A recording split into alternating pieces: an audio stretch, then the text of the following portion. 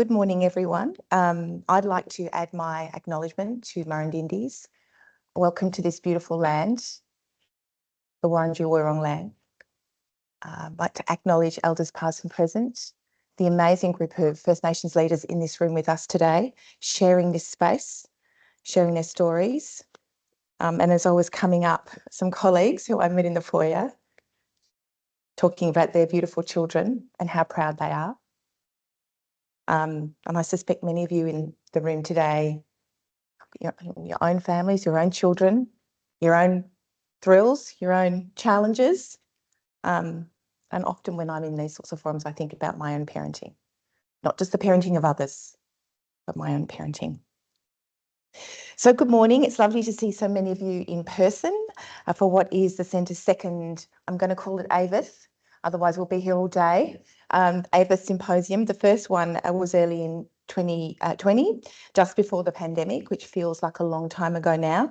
But despite the COVID looming over us at that time, the symposium was very successful, with around 200 practitioners sharing insights and research relating to young people using violence in the home. Who was there?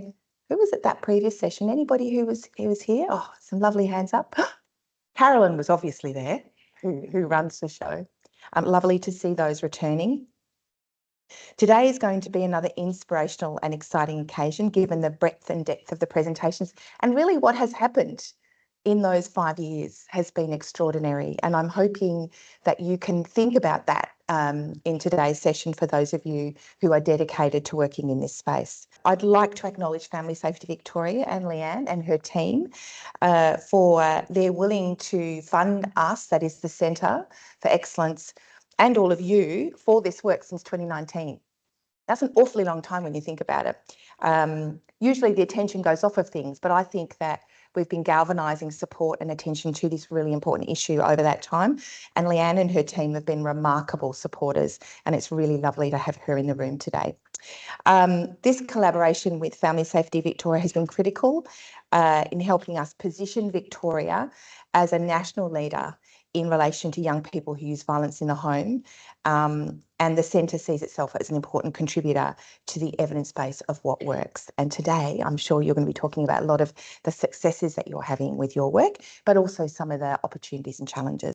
There's always really difficult things that we talk about in these sessions, but increasingly I'm struggling to even read the media and even struggling to listen to some of the stories of our kids. So please look after yourselves today, because it is cumulative. And I'm not working at the coalface like many of you are, and even I feel it when I read some of the things that are happening to children. And I was out at Thomas Embling yesterday, so that was a whole other experience for me for individuals with chronic mental health conditions and the lives they've led and the lives they lead. So who's in the room today? It's fantastic to see so many representatives from Child and Family Services, Aboriginal controlled organisations, academics, specialist service providers, peak bodies, government and other sectors who are working with young people who use violence in the home. As you can see from this slide, Victoria has now the largest number of AVITH specialist services spread across the state. There are around 26 programs, 7 of which are delivered by our ACOs, with most programs funded by Family Safety Victoria, which is why we love them.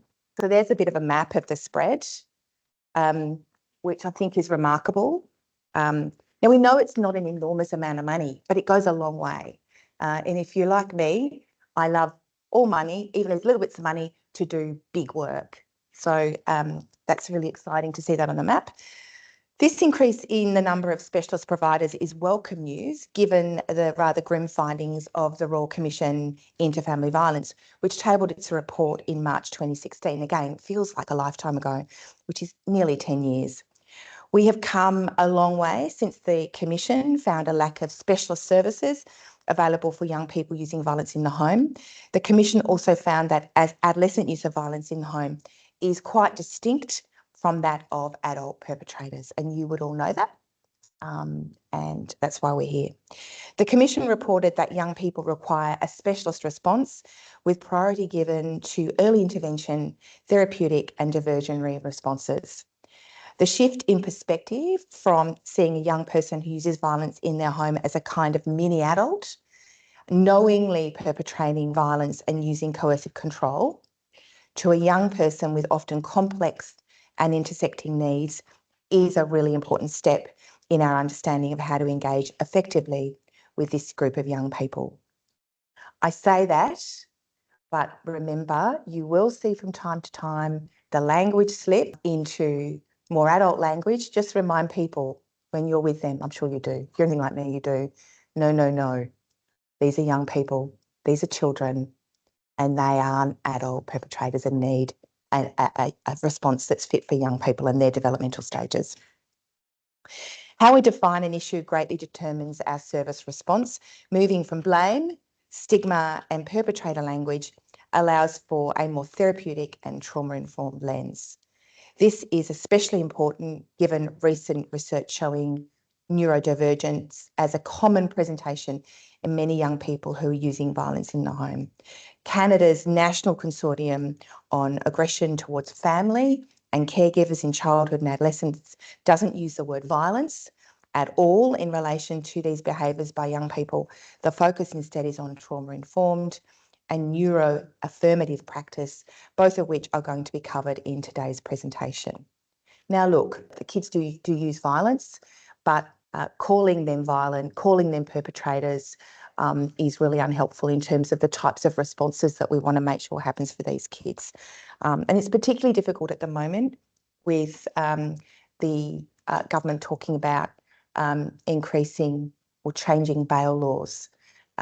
These are quite worrying times. So we're in a room talking about this, but in the outside world, there's a different conversation going on. So this room has got an important role in trying to get people to see the middle ground and to try and see these kids as kids. The shift in language and in our understanding of the underlying drivers of young people's aggression and of the specialist responses needed and the service landscape as shown on the map of specialist service providers are not only changes we've seen in the AVITH space since the Royal Commission. Working alongside Family Safety Victoria, the Centre has found itself being instrumental in driving change, focusing on best practice and creating opportunities for professionals to learn from each other and from researchers about what works for these young people. We're a bit of a drive the research agenda rather than a top-down organisation, and I'm sure that you are the same. In recent years, we have fielded queries for information from practitioners in other states and have developed relationships with overseas researchers working in the UK, Canada and New Zealand. And look, Victoria is really leading the way and people are hungry for it. And we're really hoping that we can keep the momentum going and keep having those conversations with our interstate colleagues and our international colleagues so they can learn from us and we can share the movement that's happening in Victoria. Many special services feel like they are operating in isolation, and I'm sure some days you feel like that. We exist in different legislative contexts and may refer to the issue by different names, but from the Centre's conversations with interstate colleagues, there are considerable commonalities in our practice approaches. Given this, and given the interest in what Victoria is doing in relation to AVITH, the Centre has set up a national community of practice. But through the national community of practice, the Centre aims to raise awareness of and network with the many different program approaches which are emerging in all states and territories, contribute to a nationally recognised understanding of young person using violence in the home, and share approaches which show promising outcomes for adolescents using violence. The Centre has also created resources and training to support practitioners in their work with young people. This slide shows one example of our training modules.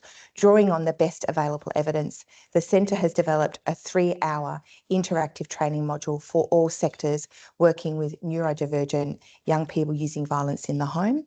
The focusing is on giving practitioners a practical understanding of how to apply a therapeutic approach and support not only for the young people, but for their families also.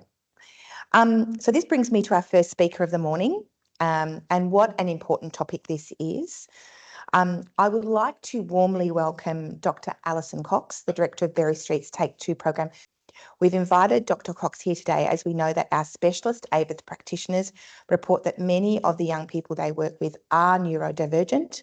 Dr. Cox will ask us to consider how we reconceptualise this practice issue to bring about change in language, prevention and response. Can we please give Alison a really warm welcome?